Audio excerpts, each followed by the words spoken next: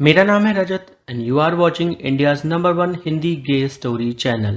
कहानी को शुरू करने से पहले मैं चाहूँगा कि आप सभी लोग लाइक बटन को दबा दीजिए। लाइक बटन को दबाने से कोई प्रॉब्लम नहीं होगा, ना ही किसी को पता चलेगा कि आपने कौन सा वीडियो देखा अपने फ़ोन में। तो घबराइए मत, वीडियो को लाइक कीजिए, कमेंट भी कीजिए, चैनल को सब्सक्राइब कर दीजिए और अंत में वीडियो को शेयर भी कीजिएगा। सीमा के घर से जाते ही रवि का साला समीर रवि से चुपके से मिलने आ गया था और वो दोनों एक दूजे के बेहद करीब आ रहे थे। उसी क्षण रवि को कोई बुलाने आ गया और रवि को ना चाहते हुए भी मीटिंग अटेंड करने के लिए जाना ही पड़ा। ये एक सोसाइटी मीटिंग थी और रवि सोसाइटी का हेड था, तो उसके बिना ये मीटिंग पॉसिबल ही नहीं थी। इधर समीर बेहद परेशान था। वो घर में इधर उधर घूम रहा था। बड़ी मुश्किल से उसके ये 4-5 घंटे बीते थे, क्योंकि वो इन घंटों में रवि को बहुत ज़्यादा मिस कर रहा था। जाते वक्त रवि ने समीर के सर के बाल पकड़े, उसे कस के खींचा और उसका चेहरा अपनी ओर किया। उसके होठों को अपने होठों में लिया और काफ़ी देर तक उसके होठों को चूमता रहा। उसके बाद रवि चला गया, पर जैसे ही दरवाज़ा खटका, समीर तुरंत उठ के दरवाजे की तरफ गया।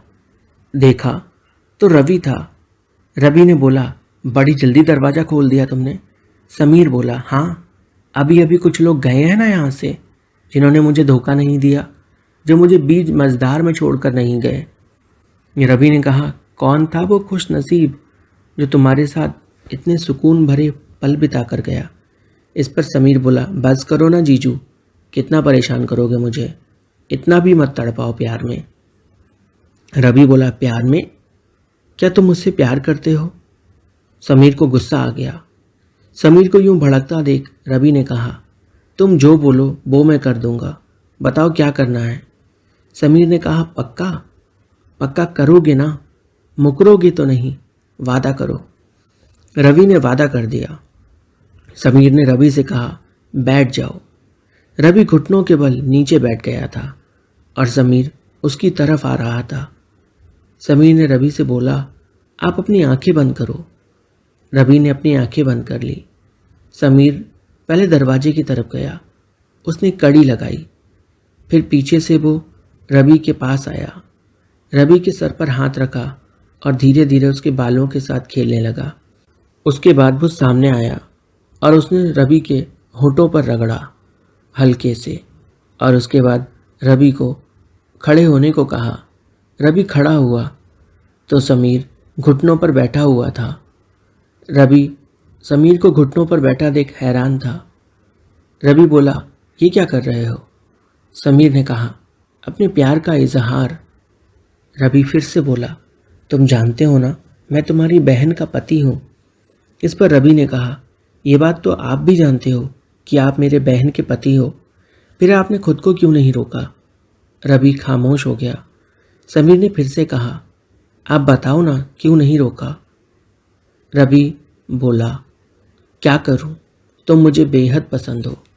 जब से तुम्हें पहली बार देखा है तब से लेके आज तक एक रात भी ऐसी नहीं गई जब मैंने तुम्हारे बारे में ना सोचा हो।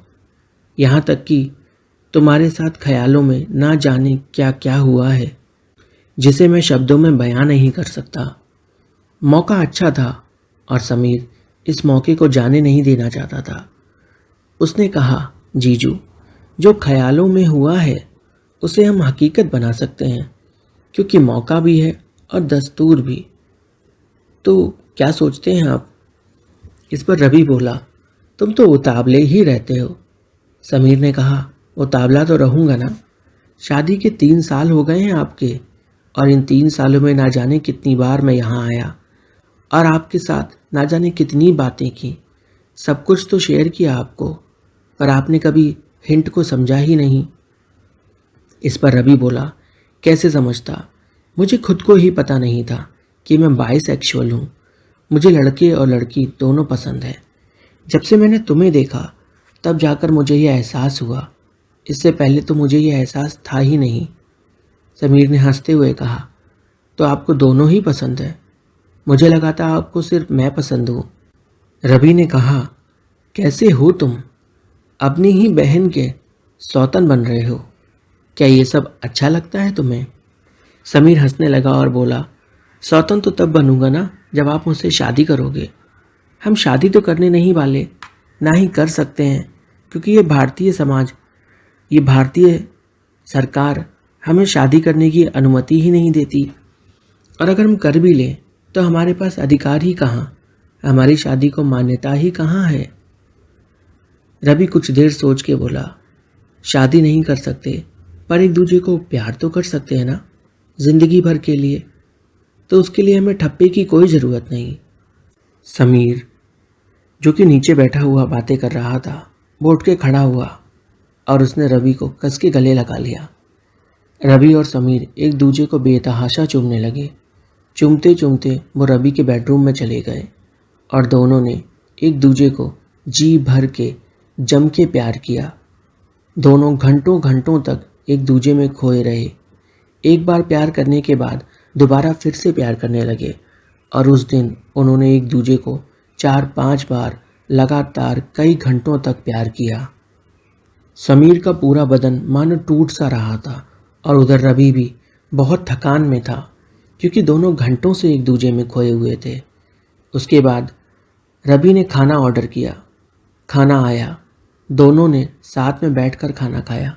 समीर अपने हाथ से रवि को खाना खिला रहा था और रवि समीर को। समीर ने रवि से प्यार से पूछा कि क्या कभी ऐसा हो सकता है कि आप और मैं, सिर्फ आप और मैं, एक दूसरे के साथ कहीं घूमने चलें।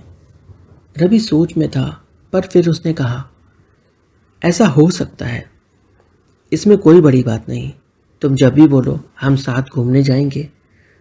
समीर ने पूछा, पर दीदी को कैसे हैंडल करोगे? रवि ने बोला, जब मैं ऑफिस ट्रिप्स के लिए जाता हूँ तो तुम्हारी दीदी साथ नहीं जाती। जब भी मैं ऑफिस ट्रिप का बहाना बना के जाऊँगा तो मैं तुम्हें अपने साथ ले जाऊँगा। इस पर समीर ने कहा, आप सच में ऑफिस ट्रिप्स के लिए जाते हो या बहाना बनाते हो?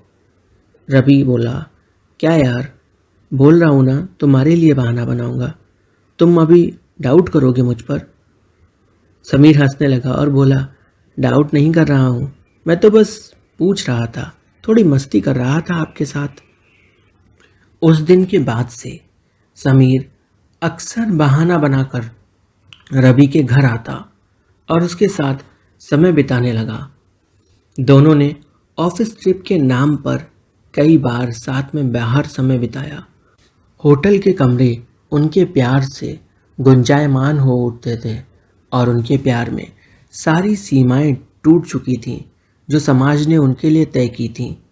रवि के लिए अब समीर केवल उसका साला नहीं रह गया था, ना ही समीर के लिए रवि अब सिर्फ उसका जीजा रह गया था। रवि और समीर का ये रिश्ता धीरे धीरे बहुत आगे बढ़ रहा था। दोनों एक दूसरे पर पहले से ज़्यादा विश्वास करने लगे थे और एक दूसरे को अब बहुत ज़्यादा समय भी देते थे। दोनों घंटों तक कॉल पर रहते थे और ये देखकर समीर की बहन को थोड़ा अजीब भी लगता था। वो कभी कभी सोचती थी कि आखिर मेरा पति मेरे भाई से इतनी बातें क्यों करता है और कैसे इसकी इतनी बनने लगी। पहले तो कभी नहीं बनती थी, पर वो ये सवाल कभी भी अपने पति से नहीं करती थी, क्योंकि अगर उसके घर वालों से बन रही है तो उसके लिए ही अच्छा है। इसलिए वो हमेशा खामोश रही और वो कभी भी रवि और समीर के रिश्ते के बारे में जान ही नहीं पाई। एक बार समीर रवि को लेकर अपने गांव गया, जहां उसके बूढ़े दादा दादी रहते थे। दोनों काफ़ी दिनों तक वहां रुके, खेतों में घूमे। एक रोज समीर ने कहा, जीजू चलो ना गन्ना चूसते हैं। उसकी आवाज़ में शरारत थी। रवि भी मुस्कुराया और दोनों ने एक दूसरे को देखकर गन्ने की मिठास का आनंद लिया। दोनों खेत में घंटों तक घूमते रहे, एक दूसरे की बाहों में बाहें डाले। लोग उन्हें देख रहे थे, कह रहे थे ये कैसे जीजा साला है, ये जीजा साला कम और पति मेहरारू ज़्यादा लग रहे हैं। पर लोगों की बातों का उन्हें क्या ही फर्क पड़ना था। कुछ दिनों के लिए तो आए थे वो वहाँ, उन्हें घूमना था और वापस अपने घर जाना था। गांव में दोनों ने अच्छा समय बिताया। शाम में खेतों में, सुबह खेतों में, कभी दादा दादी के घर पर तो कभी छत पर। हर जगह खुलकर उन्होंने अपने प्यार का इजहार किया, एक दूसरे को बेतहाशा प्यार किया। एक रात समीर एक गिलास दूध लेकर आया। उसने रवि के होठों तक लगाया और बोला, पी लो। रवि उसकी आंखों में शरारत को महसूस कर सकता था। रवि ने कहा, पी लूँगा। हर घूंट के साथ वो महसूस कर रहा था कि दूध कितना गर्म और तरोताज़ा है। उस रात वो दोनों समय की और रिश्तों की सारी सीमाओं को तोड़ दिए और एक दूसरे के साथ इस हद तक करीब आ गए जितने वो पहले कभी ना आ पाए थे। दोनों ने एक दूसरे को बेतहाशा प्यार किया। इस बार उनके रिश्ते में प्यार बहुत ज़्यादा था और दोनों एक दूसरे की रिस्पेक्ट भी कर रहे थे। समीर ने मजाक में रवि से कहा, आज तो कद्दू फोड़ने का दिन है। रवि हंसने लगा और बोला, नहीं नहीं, बिल्कुल भी नहीं, ऐसा सोचना भी नहीं। यहाँ हैलोवीन पार्टी नहीं चल रही है, समझे ना।